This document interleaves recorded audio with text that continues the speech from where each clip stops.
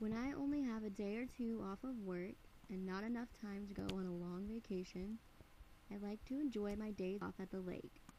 If you have never taken a trip to a nearby lake, you're really missing out on fun.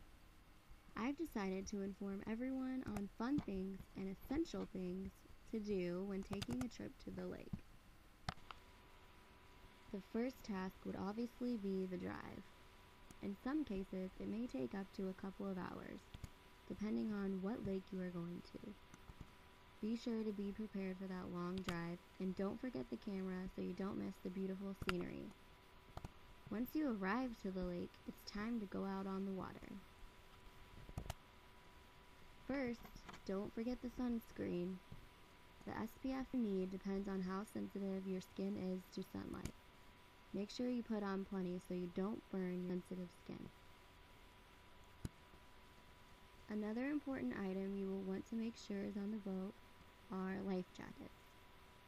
You will definitely need these because of legal matters, and also because if you plan on doing any water sports, they actually may end up saving your life. Make sure that your life jacket that you're wearing is an appropriate size and not too big and not too small. Now we are finally out on the boat. Make sure whoever is driving the boat has the appropriate license to do so. Most lakes have speed limits, and some only have certain times in which you are allowed to create a wake. Make sure to pay attention to other boats, jet skis, or whatever they may be, which are around you.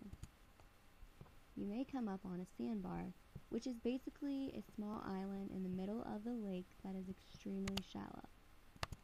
You can get out and walk at places like these and still be able to keep your head above water. Watch out for water snakes.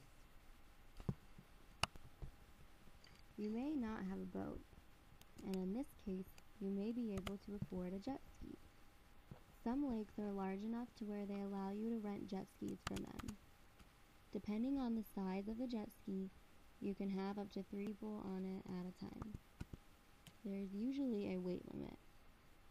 Make sure you are familiar with driving one before going too fast and hurting yourself. There are numerous kinds of water sports which make a lake day fun and exciting. Wakeboarding is one of the many. Wakeboarding is a sport in which you strap both feet down into what almost looks like a surfboard, but much smaller.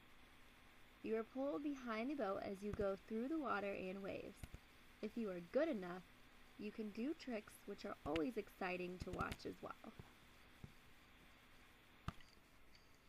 Water skiing is another fun and exciting water sport. If you have ever been snow skiing before, then you have the right idea. Water skiing is basically the same thing, except of course with water. It is one of the harder water sports to play, but really fun once you get the hang of it. Like wakeboarding, you are pulled behind the boat. You want to make sure the person driving the boat knows what they're doing, because your life is in their hands. Eventually, the sun will have to set, and when that happens, all water sports must end. You can't water ski or wakeboard in the dark. That is just plain ignorance. I always like to take the time to enjoy the sunset, because it looks especially beautiful when reflecting off the lake. The fun doesn't stop there. Actually, for night owls and late night partiers, the fun has only just begun. Everyone knows that a bonfire is the perfect ending to a tiresome day on the lake.